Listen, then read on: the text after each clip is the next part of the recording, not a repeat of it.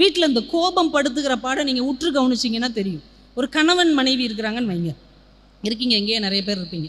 கணவன் மனைவி அன்பாக இருப்பாங்கல்ல, நல்ல ஒரு மனப்புரிதலோடு இருக்கும்போது பாருங்களேன், அவங்க பேசவே மாட்டாங்க.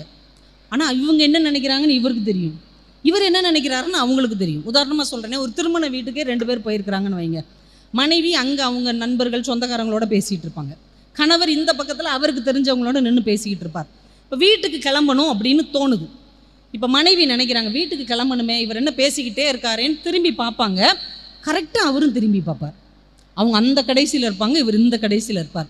பார்த்த உடனே அந்த அம்மா அப்படிம்பாங்க, ஒரு வார்த்தையே கிடையாது, இப்படிம்பாங்க. உடனே அவர் 5 நிமிஷத்துலம்பார். உடனே அவங்க அப்படி தலையை சேர்ப்பாங்க. கரெக்டாக 5 நிமிஷம் கழித்து அந்த அம்மா இங்கே பார்க்கும், அவரும் பார்ப்பார், இப்படி மறுபடி தலையை சேர்ப்பாங்க. 2 பேரும் கிளம்பிடுவாங்க. தூரத்தில் இருக்கிறாங்க.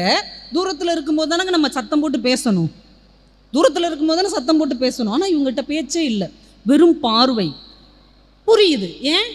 அவங்க 2 பேர் தூரத்தில் இருந்தாலும் இதயங்கள் பக்கத்தில் இருக்குது.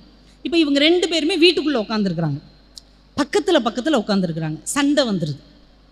இப்போ இவர் சொல்கிறாரு, அன்னைக்கே சொன்னாங்க இவங்க குடும்பத்துலலாம் பொண்ணு எடுக்காதுன்னு, நான் தான் புத்தி கெட்டத்தனமா அப்படின்னு ஆரம்பிப்பார். இந்தம்மா ஆமாம், உங்களுக்கு புத்தி இல்லை, எங்களுக்கு புத்தி இருக்கா?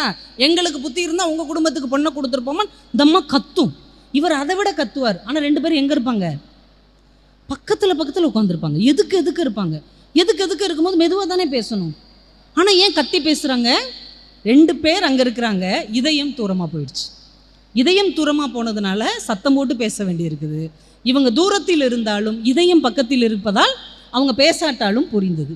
அப்போ கோபம் என்பதை நாம் எப்படி ஹேண்டில் பண்ணுறோம் அப்படிங்கிறத புரிஞ்சுக்கிட்டா வீட்டிலும் நாட்டிலும் நம்மால் நிம்மதியாக வாழ முடியும்.